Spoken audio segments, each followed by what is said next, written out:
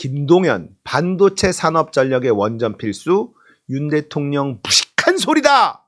와, 세게 발언했는데요. 자, 윤석열이 뭐라고 했느냐, 이거 한번 보세요. 제가 이제 해외 순방을 나가서 외국 정상들을 만나보면은 반도체 이런 파운드리를 갖고 있지 않은 그런 국가의 정상들은 저보고 그래요. 한국의 반도체 이런 기업들한테 자기네 나라에 와서 이런 좀 파운드리를 좀 하나 만들어 달라고 얘기를 합니다. 그러면 제가 라인 하나 까는데 공호병수가 어느 정도, 전기 공급이 어느 정도인지 얘기를 하면서 이 나라에 원전이 몇 기나 있습니까? 라고 제가 물어보면 왜 그러냐고 그래요.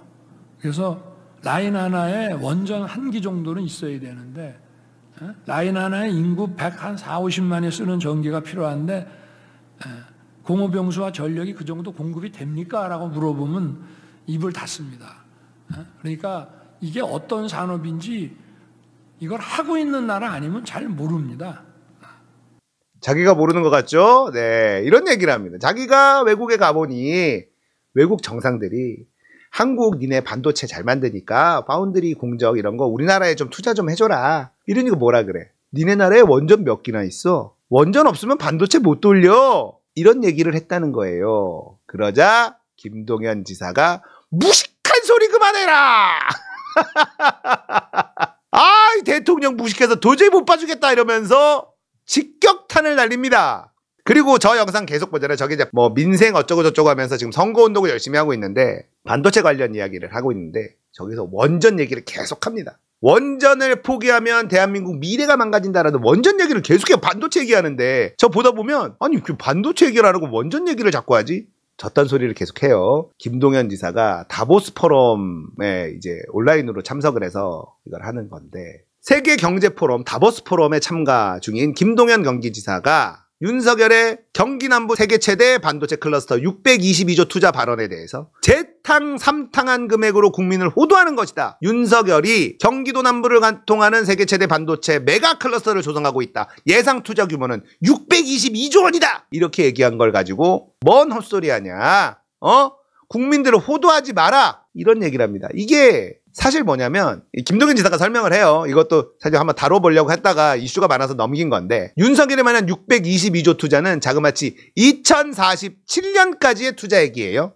앞으로 23년, 24년 뒤 얘기까지 포함됐고 과거 전 정부 때 문재인 정부 때 투자 작년 발표한 삼성의 용인 남사 U300조까지 다 포함한 돈 최대 반도체 메가 클러스터를 만들겠다고 했는데 이건 경기도 정책을 표절한 것 같다. 작년 6월에 제가 경기도 중점과제 중에 똑같은 얘기를 했다. 자, 622조를 마치 윤석열 정부 자기가 막 대규모 투자라는 것처럼 하지만 전부 다 기업들이 투자하기로 한 거. 전 정권에 나온 거랑 20년 뒤까지 투자하겠다는 거 다 긁어 모아서 622조 투자합니다. 이딴 소리를 한 거예요.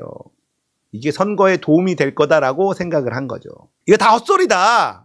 반도체 산업에 고품질의 안정적인 전력 공급이 필요하고 원전은 이제 필수다라고 윤석열이 말한 것 가지고 김동연 지사는 반도체 라인 증설하면서 원전으로 충당하겠다는 얘기를 하는 건 정말 세계 트렌드나 이 부분의 내용을 잘 모르는 무식한 얘기다. 원전은 아리백의 신재생 에너지에 포함되지 않는다. 앞으로 몇 년 안에 아리백을 달성하지 못하면 반도체 포함한 우리 수출 품목들 수출길이 막힌다. 오늘 다보스 포럼 기후변화와 재생에너지 세션에서 만났던 국제에너지기구 사무총장이 한국이 많은 좋은 기업들과 신재생에너지의 좋은 기술로 아주 좋은 위치에 있지만 이 문제에 뒤떨어지면 다시 잡기 어려울 거다. 재생에너지나 기후변화 대응은 거꾸로 가면서 앞으로 어떻게 하려고 하느냐라는 뜻으로 들렸다. 소위 민생 토론을 통해 소수 대기업에만 영향을 주는 감세안을 발표하고 재건축 완화하고 비수도권 미분양 주택 구입 시 보유주택 수에서 제외 방침을 두는 등 선심성 정책을 하면서 정치적 행보로서 총선에 영향을 미치는 것 아니냐는 의구심을 받고 있다. 선거 때 말고 평소에도 경기도 좀 와서 가짜 민생 말고 재탕 삼탕 말고 진짜 민생 얘기하고 해결 방안을 제시해줬으면 좋겠다. 이 민생 토론회라는 걸 윤석열이 계속하고 있습니다. 선거 운동이라고 볼 수밖에 없죠. 그러면서 선심성 공약 같은 걸 막 하고 있어요. 규제 푼다, 세금 줄인다, 반도체 622조 투자한다, 뭐 이런 것들이 전부 다 선거에 도움이 된다고 생각하는 것 같습니다. 민생 토론회라고 하는데 사실상 토론은 없어요. 일방적으로 그냥 자기 말 하는 겁니다. 보통은 대통령이 이렇게 하면 야당에서 길길이 날립니다. 만약에 총선이 다가와서 문재인 대통령이 이런 걸 했다. 국민의힘이 가만히 있을까요? 안 가만히 있을까요? 난리 납니다. 이거 선거 개입이다. 선거 운동하는 거다. 사전 선거 운동이다. 헌법 위반이다. 막 이렇게 싸울 건데 지금 보세요. 민주당이 윤석열 민생 토론하는 거 태클 겁니까? 안 겁니까? 안 걸잖아요. 왜 안 걸어? 민주당에 도움이 돼.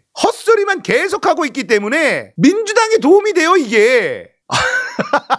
아니 뭘 모르고 무식한 말만 계속하고. 아니 무슨 미분양 주택 구입하면 보유주택수에서 제외시켜준다. 재건축 30년 되면은 안전진단 그거 빼준다. 옛날에나 먹힐 만한 얘기. 총선에 도움이 될 거라고 막 쏟아내고 있는데 도움이 안 됩니다. 여러분 생각해보세요. 재건축. 지금 재건축이 만약에 들어간다 하면 조합원들이 이득을 볼 수 있는 구조냐? 그렇지 않습니다. 추가 분담금을 5억, 6억을 내야 돼. 5억, 6억을 내야 돼요. 안 해. 지금 타이밍에는. 전체적으로 시장이 다 가라앉고 다 죽어서 그 당시에 재건축에 들어가면 이제 물가도 안정이 되고 자재비, 공사비 이런 것도 안정이 되고 이러면 몰라도요. 지금 재건축은요. 조합원들이 안 해요. 손해를 보거든. 이득이 아니야.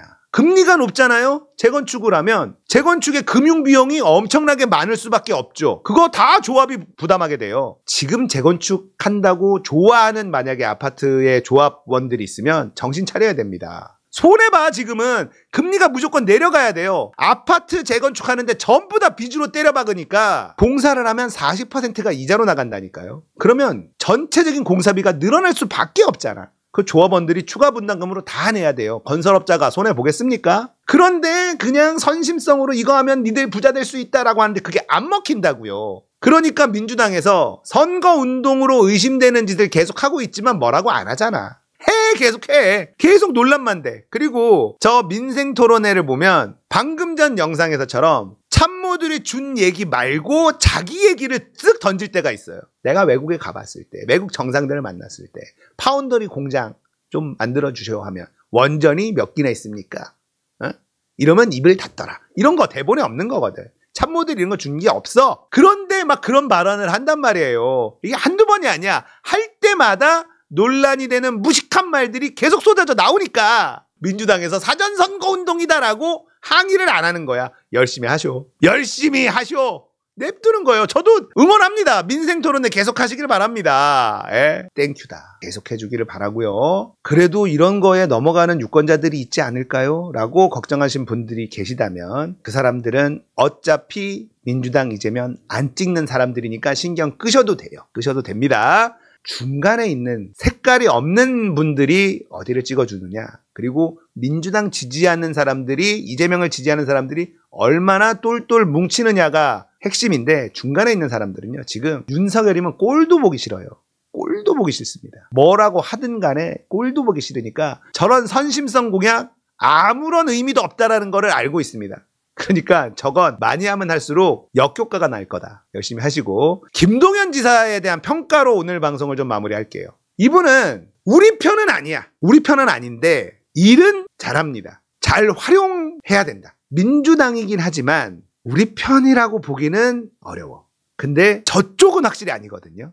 잘 활용할 수 있도록 전략을 잘 세워야 돼요. 김동연은 대권을 노리겠죠. 근데 일단은 경기도지사로 인정받는 게 먼저일 겁니다. 김동연이란 사람의 이때까지 살아온 쭉 역사를 보고 이 사람의 성정을 봤을 때 권력에 눈이 멀어서 앞뒤 구분 못하고 뛰어드는 스타일은 아니다. 경기도지사가 어쨌든 어렵게 됐잖아요. 최소한 재선까지는 해보고 경기도민들한테 인정받는 게 첫 번째. 경기도민들한테 인정받으면 확실히 대권 주자가 되죠. 이 사람도 어쨌든 관료 출신이고 이제 경기도지사를 하면서 살림을 해보는 행정가로서의 경험을 더 쌓는다면 태권주자가 될 수도 있습니다. 이제 능력을 검증받아야지. 경기도지사에서 능력을 인정받으면 태권주자가 되는 겁니다. 그 전에는 그거 인정 못 받으면 태권주자까지는 안 되죠. 이거는 경기도민들, 국민들이 판단할 겁니다. 재선까지도 아마 도전해보고 한 8년 정도는 경기도 살림을 해봐야 답이 나올 거예요.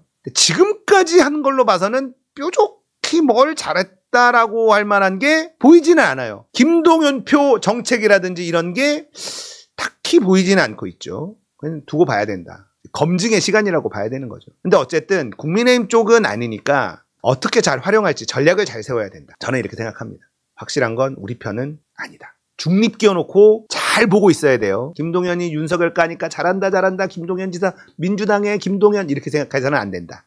아시겠죠? 감시의 눈 중립 끼워놓고 잘 보고 있어야 되는 그런 인물이다. 어쨌든 이번에 시원하게 말 잘했습니다.